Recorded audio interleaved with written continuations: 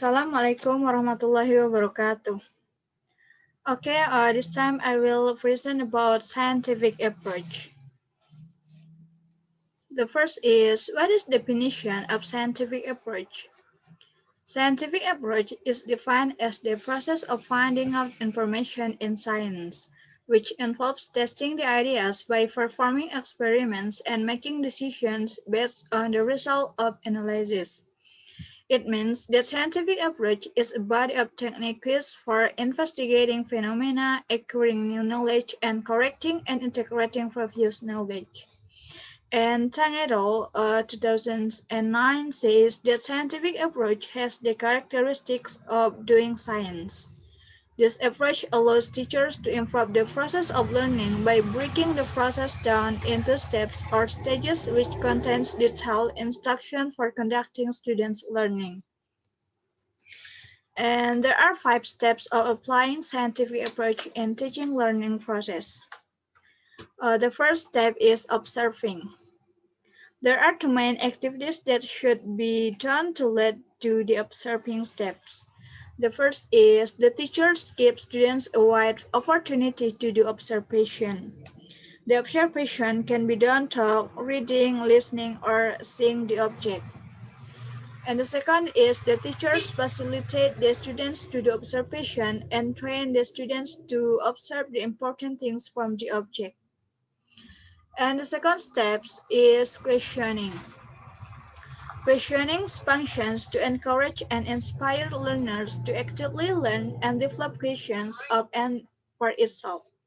It means the right skills of students in talking, asking questions, systematically using proper and correct grammar to encourage students' participation in discussing, arguing, developing the ability to think and draw conclusions. And the third step is experimenting. In experimenting, the steps are preparations, working, and follow-up. There are 5 activities that can be done in experimenting. They are grouping students into several groups, and then asking students to discuss, and then recording the finding. And the next is supervising the learning to ensure that all learners are actively involved in the discussions. And the last one is directing the group that need help.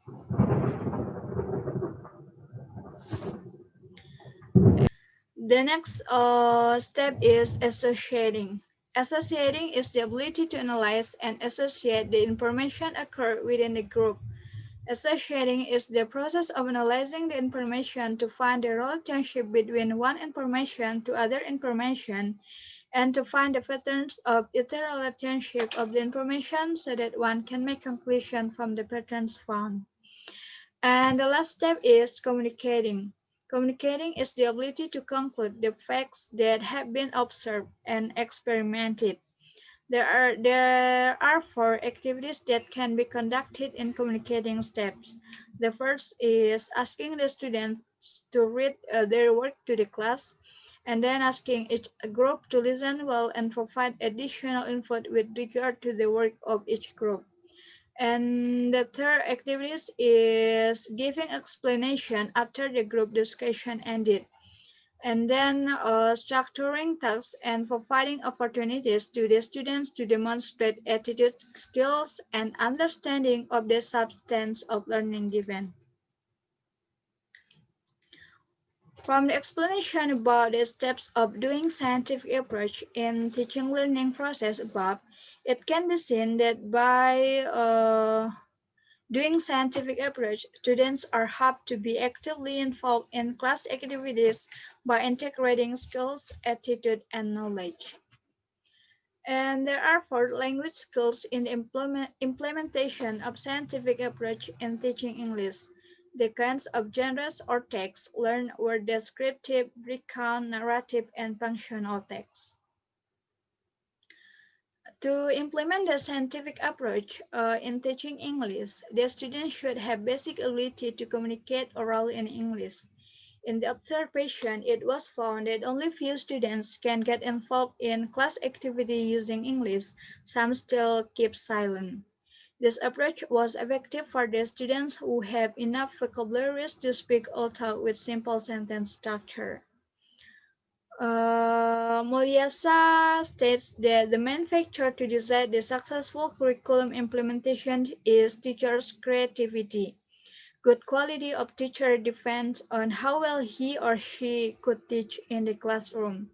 The teacher should have competence and higher responsibility to do the planned program. The teachers were demanded to create students to be productive, creative, and innovative in realizing the aims of learning.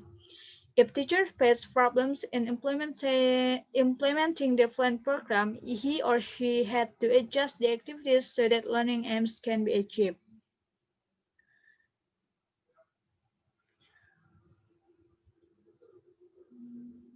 Okay, I think that's all from me.